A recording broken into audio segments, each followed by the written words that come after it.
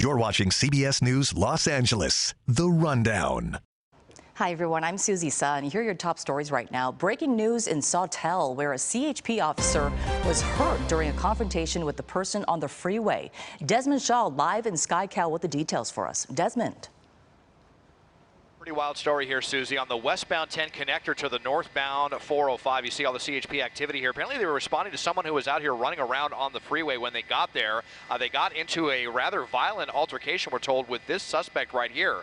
This woman here, who's now hunched over on the back of the cruiser, she allegedly threw a sharp object and hit that CHP officer in the head.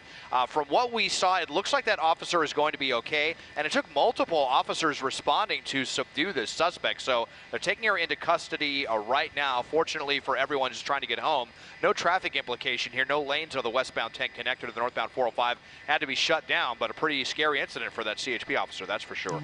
Live at SkyCal overhead, I'm Desmond Shaw. Susie, back to you in the studio. All right, Desmond, thank you so much. The search is on tonight for the man who was caught on camera beating a Wokcano worker. Gio Insignares is working on that story tonight.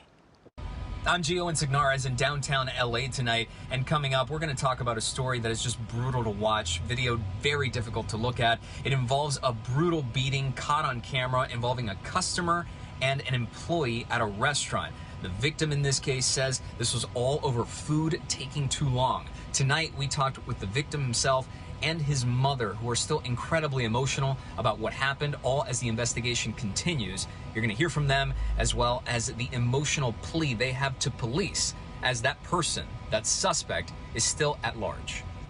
Some LA residents are calling on City Council now to make changes to the city's proposed budget. Council members could vote on the budget tomorrow. Here's KCAL News reporter Tom Waite.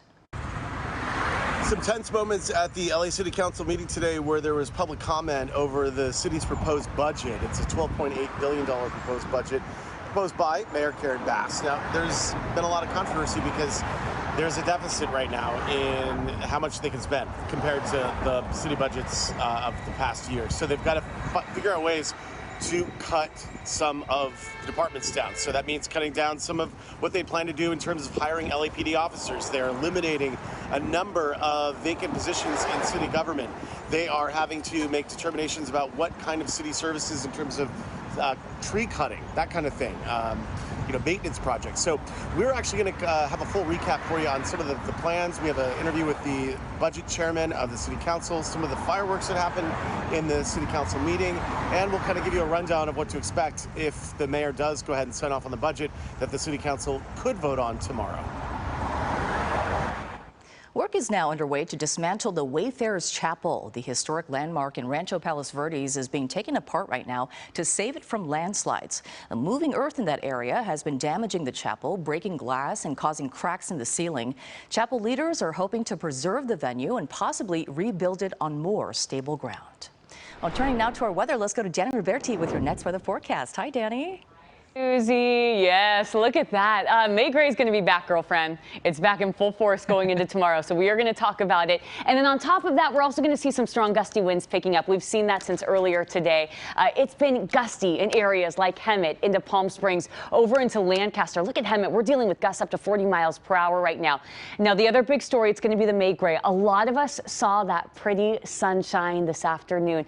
But as we go into this evening, those clouds take over. Areas like Malibu, we did not get much clearing. We are going to see that sunset at 7:54, and you're not seeing much of anything right now because we still have this really thick layer of clouds that's out there. It's like a blanket over Malibu. And we also saw that through Ventura County, at least near our beaches, our coastal communities this afternoon. But as we go into tonight, that marine layer, it's going to deepen like crazy, and we are waking up to clouds and fog all across the board tomorrow.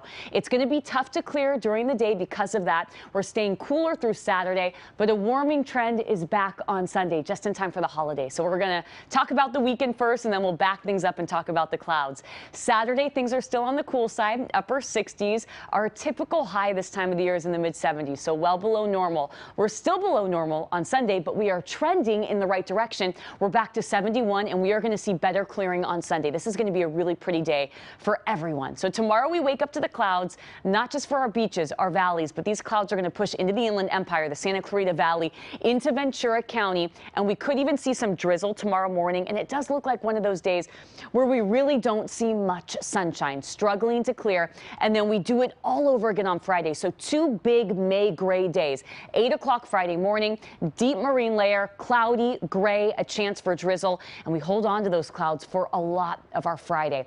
On top of that, it's going to feel a bit cooler tomorrow, just by a degree or two, so not a big change. At least in downtown Los Angeles, you're reaching 70, close to 70 in Fullerton, 70s in San Bernardino and Riverside, low 80s in Lancaster, 71 in Santa Clarita with 68 on the board in Camarillo. Here's the thing, we are keeping a close eye, not just on the next 7 days, but the next 10 days. And it does look like we are going to trend warmer, and this is especially going to be the case going into early next week. Take a look at our next 7 days. The weekend stays cool at least until Saturday, but by Sunday, warming trend starts, 71 on the board, and we don't stop there. Low 70s Monday, and we are back to the mid 70s by the time we get to Tuesday. Coming up on KCAL News at 8, we are going to go in depth on your Memorial Day weekend, and we're also going to take a look at our 7 days all across the board to keep you prepared for the next several days. Susie. Right, Danny, thank you so much. One of the biggest Pride celebrations has kicked off. WeHo Pride is back now with 40 days of festivities. It's starting with a drag pageant in honor of Harvey Milk and Jose Sarria at the West Hollywood Aquatic and Recreation Center. SkyCal was overhead earlier as they were prepping for tonight's event. West Hollywood Mayor John Erickson says the city hopes to make each year's celebrations bigger and better.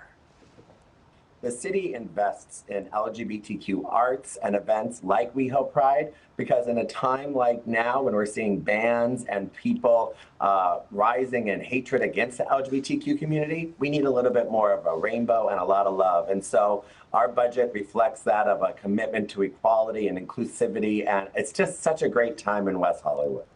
WeHo Pride runs through June 30th. This has been CBS News Los Angeles, The Rundown. Thanks for joining us. We'll be back live on KCAL News at 8 here on CBS News Los Angeles.